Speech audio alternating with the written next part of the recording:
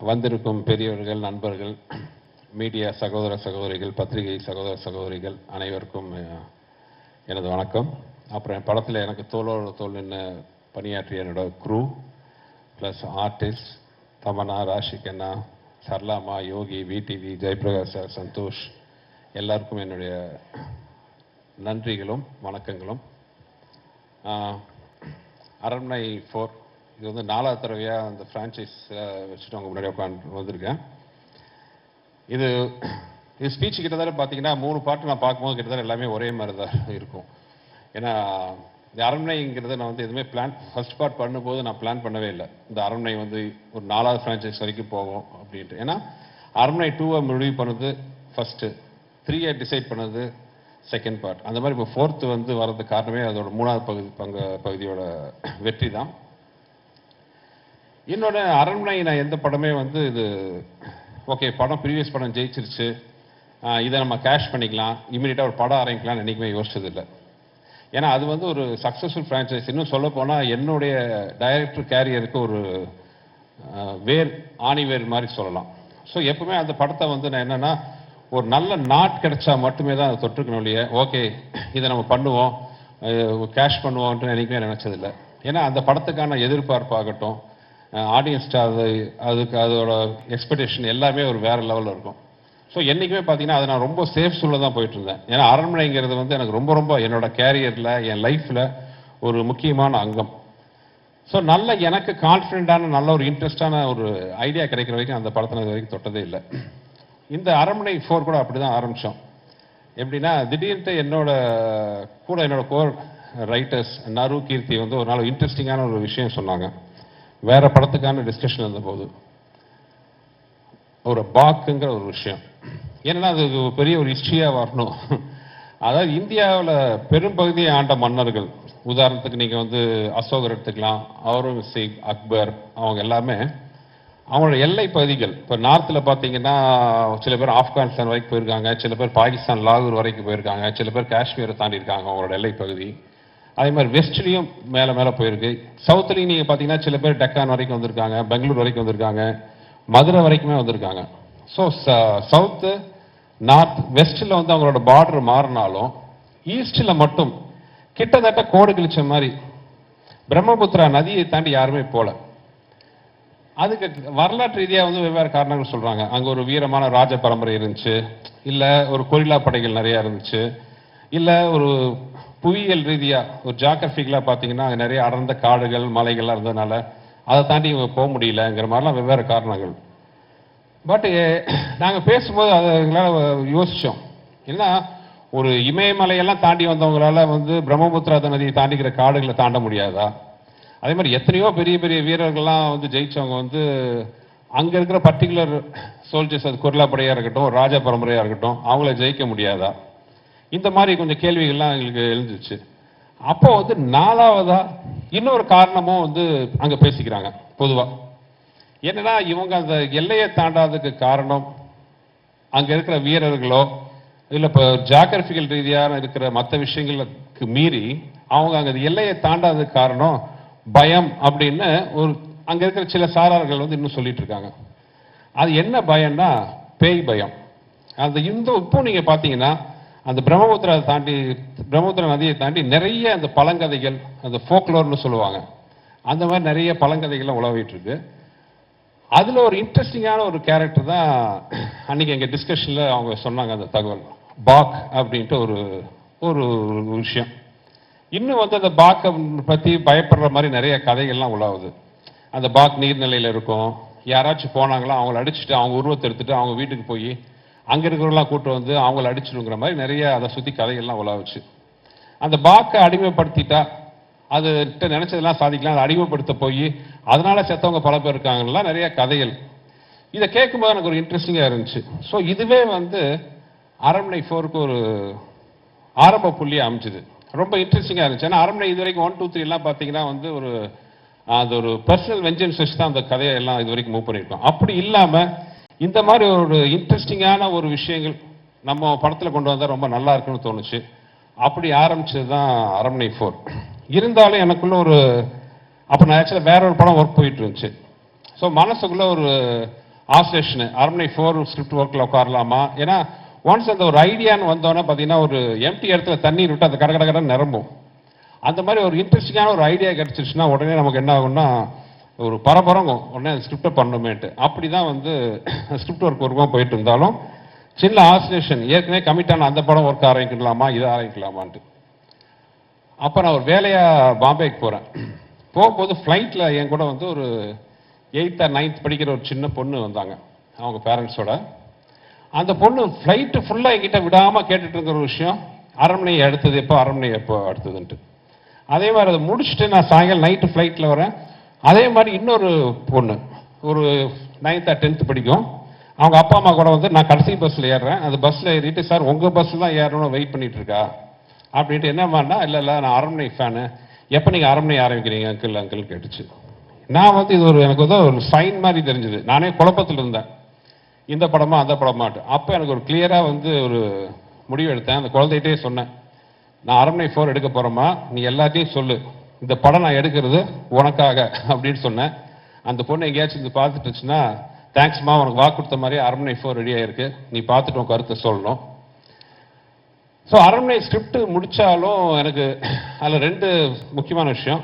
அதுக்கான ப்ரொடக்ஷன் பார்த்தீங்கன்னா எனக்கு என்னுடைய மதிப்புக்குரிய என்னுடைய மூத்த அண்ணன் ஏசி சண்முகம் சார், அப்புறம் ஏசிஎஸ் அருண் தம்பி, அவங்க 2 பேர்ட்டையும் இந்த மாதிரி ஐடியா சொன்னால் அவங்க முதல்ல கதையை கேட்க மாட்டேன்ட்டாங்க. ஏன்னா அவங்க வச்சிருக்க எம்எல்ஏ வச்சிருக்க நம்பிக்கை எப்படி, என்னங்க கதையெல்லாம் கேட்டு நம்ம பண்ணுவோம். இல்லை நான் கதை சொல்கிறேன்ட்டு. என் கேரியரில் இப்படி ஒரு கதை எந்த ப்ரொடியூசரும் கேட்டதில்லை. ஏன்னா கதை சொல்லி 5 நிமிஷத்தில் அருண் நிறுத்திட்டாரு. இல்லை நிறுத்துங்க, நீங்கள் ஃபுல் கதையை சொன்னால் எனக்கு படம் பார்க்கும்போது இன்ட்ரெஸ்ட் இருக்காதுன்ட்டு. இந்த மாதிரி எல்லா ப்ரொடியூசரும் டைரக்டர் சொல்லிட்டா எவ்வளோ சந்தோஷமாக இருக்கும்னு நினச்சேன். ஸோ படம் இன்னும் பார்க்கல, தம்பி பார்க்கல, பார்த்து எல்லாம் நல்லபடியாக சொல்லுவேன், பிடிச்சிருக்குன்னு நான் பிடிக்கும்னு நம்புகிறேன். ஏன்னா இந்த படத்தில் வந்து இது வரைக்கும் அந்த அரண்மனையோட ஒரு பிரம்மாண்டமான பொருள் செலவு, பிரம்மாண்டமான விஷுவல்ஸ், சிஜி எல்லாமே ரொம்ப பிரம்மாண்டமாக இருக்கும். அதுக்கு வந்து இந்த மாதிரி ஒரு நல்ல ப்ரொடக்ஷன் ப்ரொடியூசர்ஸ் கிடைக்கலன்னா வந்து என்ன மாதிரி இயக்குநர்களுக்கு வந்து அது பண்ணுறது முடியாத காரியம். நான் என்ன பண்ணனாலும் உங்கள் சுதந்திரம். அவங்க இது வரைக்கும் இந்த நிமிஷம் வரைக்கும் இந்த ப்ரோக்ராம் ஃபங்க்ஷன் வரைக்கும் அவங்களுக்கு ஒரு விஷயம் என்கிட்ட கேட்டதில்லை. தேங்க்ஸ் தம்பி, அப்பாவுக்கும் என்னுடைய நன்றி. அப்புறம் இந்த படத்துக்கு மிகப்பெரிய பில்லராக இருந்து எனக்கு சப்போர்ட் பண்ண மதன் சார், அவர் இல்லைன்னா வந்து இந்த ஃபங்க்ஷனே இந்த அளவுக்கு இந்த மாதிரி பெருசாக நடந்திருக்காது. So thanks Madan sir. அப்புறம் ஸ்கிரிப்டை ஆரம்பித்தோம். எனக்கு இருந்த ஒரு மிகப்பெரிய ஃபஸ்ட்டு பெரிய ஒரு சவால் என்னென்னா படத்தோட முக்கியமான, ஏன்னா படம் வந்து ஃபீமேல் சென்ட்ரிக், எல்லா அரண்மனையிலையும் பார்த்தீங்கன்னா 2 ஹீரோயின் இருப்பாங்க, ஃபீமேல் ஓரியன்ட். பெரிய சவாலாக முதல்ல இருந்தது வந்து இந்த ஹீரோயின் கேரக்டரில் யார் வரப்போகிறாங்க, 2 ஹீரோயினில் ஒரு ஹீரோயின். ஏன்னா வழக்கமான ஹீரோயின் கேரக்டர் அது கிடையாது, ரொம்ப சவாலான கேரக்டர், ரொம்ப பெர்ஃபார்மன்ஸ் ஓரியன்ட். அப்புறம் அந்த கேரக்டர்கிட்ட பெரிய சவால் என்னென்னா அந்த கேரக்டரை பார்க்கும்போது பயமும் வரணும், பரிதாபமும் வரணும். It should be scary at the same time, it should be very sentimental at the same time. அப்புறம் இன்னொரு விஷயம் என்னன்னா அந்த கேரக்டர் குழந்தைக்கு ஒரு அம்மா. இந்த மாதிரி ஒரு விஷயத்துக்கு ஒரு சவாலான கேரக்டர் அம்மாவா நடிக்கிறதுக்குன்னா எந்த ஹீரோயினும் வந்து கொஞ்சம் யோசிப்பாங்க. ஆனால் தமிழ்நாட்டை கேட்டோன்னா முதல் வேலையாக வந்து அவங்க லைன் கேட்டோன்னே she was so much interested. எனக்கு உண்மையாக ஆச்சரியமாக இருந்துச்சு. தமிழ் நான் ஒத்துக்கிட்டோன்னே ஃபென்டாஸ்டிக்காக பண்ணியிருக்காங்க இந்த படத்தில். நானே எனக்கு வந்து பொதுவாக வந்து நான் படம் பண்ணி ஆர்டிஸ்ட்டை பார்த்தது படத்துக்கு முன்னாடியே காட்ட மாட்டேன். ஒரு ஆர்டிஸ்ட்டுக்கு ஃபோன் பண்ணி இந்த படத்தில் நீங்கள் நல்லா நடிச்சிருக்கீங்களோ அந்த மாதிரி இன்புட்லாம் கொடுத்ததே இல்லை. ஃபர்ஸ்ட் டைம் நான் தமிழ்நாடு இந்த படத்தோட ஸ்டில்ஸ் அனுப்பிச்சு you shock all of us அப்படின்ட்டு ஒரு மெசேஜ் அனுப்பிச்சேன். ஏன்னா படம் பார்த்து க்ரூவில் இருக்கிற டெக்னீஷியன்ஸ் வரைக்கும் எல்லாருமே வந்து ஆச்சரியப்பட்டது the other side of Tamannaah அப்படிங்கிறத பார்த்து. ஏன்னா ஆடியன்ஸ்க்கே வந்து இந்த தமன்னா புதுசாக இருப்பாங்க. தமன்னாவை கமர்ஷியல் ஹீரோவாக பார்த்துருக்கோம், ஃபைட்டிங் ஹீரோயினாக பார்த்துருக்கோம். பட் வந்து ரொம்ப ஒரு சென்டிமெண்டல் எமோஷனல் ஹீரோயினாக பெர்ஃபார்மன்ஸ் ஓரியன்டாக பார்த்தது வந்து இந்த படம் தான். இன்னும் சொல்ல போனால் இப்போ நீங்கள் ஒரு சாங் பார்த்தீங்க, ஆக்சுவலாக வந்து அந்த சாங்கே நான் படத்துலேருந்து தூக்கலாமான்னு நான் யோசித்தேன் ஒரு செகண்டு.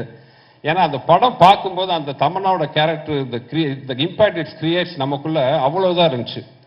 ஸோ தமன்னா அப்படி ஒரு கிரியேட் இம்பேக்ட் பண்ணிட்டு எண்டில் வந்து டக்குன்னு ஒரு மாஸ் சாங் போடணுமான்னு யோசித்தேன். அப்புறம் ராஷிக்கு நான் திட்டுவாங்கன்ட்டு அந்த சாங் அப்புறம் பண்ணிட்டேன். அந்த அளவுக்கு தமன்னாவோட கேரக்டர் அவ்வளோ அருமையாக இருந்துச்சு. தேங்க்ஸ் தமன்னா. ஏன்னா ரொம்ப கஷ்டப்படுத்தணும் அவங்கள, ரோப்பில் தொங்க வச்சு தரையில் தரன்னு இழுத்து ரொம்ப ரொம்ப கஷ்டமான ஒரு பெர்ஃபார்மன்ஸ் பண்ணுறதுக்கு ஒரு கஷ்டமான கேரக்டர் ஒரு ஆர்டிஸ்டாக. ஏன்னா ஹீரோயினாக பார்த்தீங்கன்னா அவங்களுக்கு ஒரு நல்லா கம்ஃபர்ட் ஜோனில் இருப்பாங்க நடிக்க வைக்கிறது எல்லாமே. இந்த படத்தில் கம்ஃபர்ட் ஜோனே கிடையாது. நோ மேக்கப், ஃபுல்லாக ஆக்ஷனு. அவங்க வந்து நின்னாலே ரோப்போட ரெடியாக ஃபைட்டர்ஸ் நிற்பாங்க. எங்கேயுமே ஒரு இடத்துல அவங்க மொத்த சுழிச்சிருந்தா கூட நாங்களாம் அப்செட் ஆகிருப்போம். அப்படி இல்லாமல் அவ்வளோ இன்ட்ரெஸ்ட் எடுத்து பண்ணி இந்த கேரக்டருக்கு வந்து உயிர் கொடுத்துருக்காங்க. Thanks Tamannaah and staff. And Raashi Khanna என்னன்னா ரொம்ப நான் ஆர்டிஸ்டோட ஒர்க் பண்ணும்போது ஃபர்ஸ்ட் நான் பார்க்கறது என்னோட கம்ஃபர்ட் ஜோன். ஏன்னா நான் ஒரு கொஞ்சம் கிறுக்குத்தனமாக சினிமா எடுப்பேன். ஒரு படம் ஆர்டரில் இருக்காது.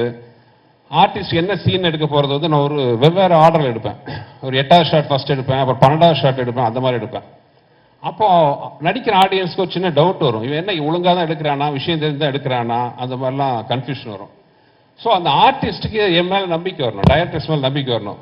இவன் என்ன எடுத்தாலும் நம்ம இவன் சொன்னதை பண்ணால் போதும், இவன் கரெக்டாக பண்ணுவாங்கிற நம்பிக்கை வந்துடும். அந்த மாதிரி ஆர்டிஸ்ட் கூட ஒர்க் பண்ணும்போது அந்த கம்ஃபர்ட் ஜோனுக்கு எனக்கு இருக்கும். அந்த வகையில் ராஷி கண்ணா வந்து எனக்கு ரொம்ப ரொம்ப கம்ஃபர்டபுளான ஆர்டிஸ்ட். அவங்க லைக் தமன்னா மாதிரி ராஷி கண்ணா.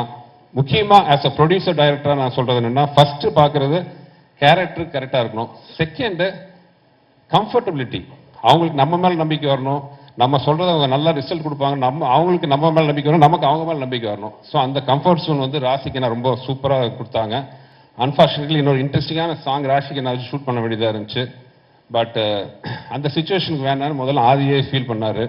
அதனால் பண்ணல. Sorry Raashi, not using for other song. Thanks for you. அதுக்கப்புறம் அரண்மனையில் எனக்கு இருக்கிற பெரிய சவால் என்னன்னு பார்த்தீங்கன்னா காமெடி. ஏன்னா அந்த காமெடி கதைக்குள்ளேயும் வரணும், கதையை தாண்டி போகக்கூடாது. அதே நேரத்தில் மற்ற படத்தில் சின்ன ஹியூமர் வந்தால் கூட ஒரு கேரக்டர் தடுக்கினா கூட வந்து ஆடியன்ஸ் சிரிப்பாங்க.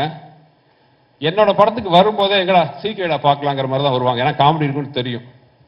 ஸோ இதை மீறி வந்து சிரிக்க வைக்கணும், கதைக்குள்ளே இருக்கணும். ஆல்ரெடி 3 பார்ட் பார்த்துட்டாங்க. 3 பார்ட்லையும் வந்து காமெடியன்ஸ் பேயை பார்த்து பயப்படுறது எல்லாம் காட்டிட்டோம். இதுக்கு மேலே வித்தியாசமாக ஒன்று பண்ணணும். அது வந்து ஒரு பெரிய சவால். காமெடியை பொறுத்தவரை பார்த்தீங்கன்னா பேப்பரில் இருக்கிறது கிரியேட் பண்ணுறது 30 to 40%. அது நான், வெங்கட் இருக்காரு. மேக்சிமம் வெங்கட் வந்து அவரோட இன்புட் பயங்கரம். அவர் தான் நான் நிறைய தடவை சொல்லியிருக்கேன், உடன்பட சகோதரர். நாங்கள் பேப்பரில் ஒரு 40% தான். மீதி 60% வந்து லொக்கேஷனில் அந்த ஆர்டிஸ்ட் இன்புட்டோட வரணும். அந்த வகையில் அருமையான டீம் பார்த்தீங்கன்னா யோகி, சரளாம்மா, விடிவி, சிங்கம்புலி எல்லாருமே. இதில் பெரிய சவால், அதாவது கதை பண்ணுறதோட பெரிய சவால் என்னென்னா யோகிக்கும் விடிவிக்கும் கெட்ட போடுறது தான். ஏன்னா யோகி முடிக்கு எந்த இது வச்சாலும் அவருக்கு செட் ஆக மாட்டேங்குது. ஒரு வழியாக அதை செட் பண்ணோம். இன்னொரு என் லைஃப்பில் பண்ண பெரிய பொய் என்னென்னா, விடிவி சாரை பார்த்து கொஞ்சம் மீசி எடுக்க சொன்னேன். அவர் முதல்ல தயங்கினார். என்னடா பண்ணுறதுன்ட்டு டகால் என் படத்தோட பழைய டைலாக் தான். வடிவேல் வந்து ஒரு படத்தில் நீங்கள் கமலஹாசன் மாதிரி இருக்கீங்க, வாழ்வை கமல் மாதிரி இருக்கீங்கன்னு சொல்லுவாங்க. அந்த மாதிரி விடிவிட்ட நான் சொன்னேன், நீங்கள் மட்டும் மீசி எடுத்துட்டா காதல் மன்னன் ஜெமினி கணேசன் மாதிரி இருப்பீங்கன்ட்டு. முதல்ல தயங்கினவர் மீசி எடுத்துட்டு வந்து நீங்கள் சொன்ன மாதிரியே அப்படியே தான் இருக்குன்னு தலைவர், ஜெமினி கணேசன் மாதிரி தான் இருக்கேன் ஜாலியில் என்னாரு. ஸோ இதெல்லாம் பொறுத்துக்கிட்டு நல்லபடியாக காமெடி சூப்பராக வந்துடுது. சரளாம்மா வந்து என்ன சொல்கிறது, என் படம் எல்லாத்துலேயும் இருக்காங்க, ஜீனியஸ். தமன்னா சொன்ன மாதிரி வந்து தாய் குலத்தில் பெண்களில் வந்து காமெடி பண்ணுறதுங்க வந்து ரொம்ப ரேர். இத்தனை வருஷம் வந்து சர்வை பண்ணியிருக்காங்கன்னா அவங்களோட காமெடி சென்ஸ், அந்த டைமிங். இந்த படத்தில் வந்து அவங்களோட விஷயம் ஒன்றே ஒன்று தான், கண்ணடிப்பாங்க.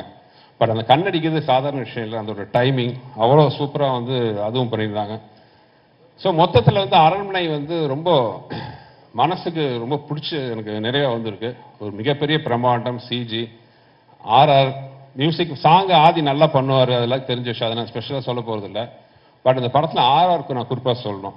ஆதி ஜீவா 2 பேருமே பார்த்தீங்கன்னா வழக்கமாக ஆர்ஆருக்கு, இந்த ஆர்ஆர் படத்தில் ஆர்ஆர் டெம்ப்ளேட், மியூசிக் டெம்ப்ளேட்னு ஒரு விஷயம் இருக்குது. அந்த ஸ்கேரி மூமெண்ட்ஸ், ஜம்ப் ஸ்கேருக்கு வந்து அங்கே பேங்க் கொடுக்குறது, அந்த மாதிரியெல்லாம் இல்லாமல் ஒரு ஆர்ஆரில் வேறு மாதிரி அவங்க பிளான் பண்ணியிருக்காங்க. பிரமாதமாக ரிசல்ட்டாக வந்திருக்கு. ஸோ இந்த படத்தில் ஒர்க் பண்ண சந்தோஷ், ஜெயபிரகாஷ் சார் எல்லாருக்கும் தேங்க்ஸ். இன்னும் நிறையா சொல்லணும், அது வெவ்வேறு அடுத்தடுத்த கட்டத்தில் சொல்கிறேன். இந்த மாதம் ஏப்ரல் வந்து அரண்மனை ஸ்க்ரீனுக்கு வருது. ஸோ உங்களுக்கு எல்லாம் பிடிக்கும் நம்புறேன். எல்லாம் பார்த்து ரசித்து ஆதரவு கொடுங்க. அப்புறம் கடைசியாக சொல்லலைன்னா கோச்சிக்குவாங்க. எனக்கு பேக்ரவுண்ட் சப்போர்ட்டாக இருக்கிற என் ஒய்ஃப், அப்புறம் என் தயாரிப்பாளர் அருண் சாருக்கும் ஏசி சண்முகம் சாருக்கும் பேக்ரவுண்டாக அவங்கள என்னடிக்கும் சந்தோஷமா வச்சிருக்கிற மகாலட்சுமி மேடம் உட்காந்துருக்கிற லலிதா மேடம் எல்லாருக்கும் நன்றி கூறி விடைபெற்றுக் கொள்கிறேன். தேங்க்யூ.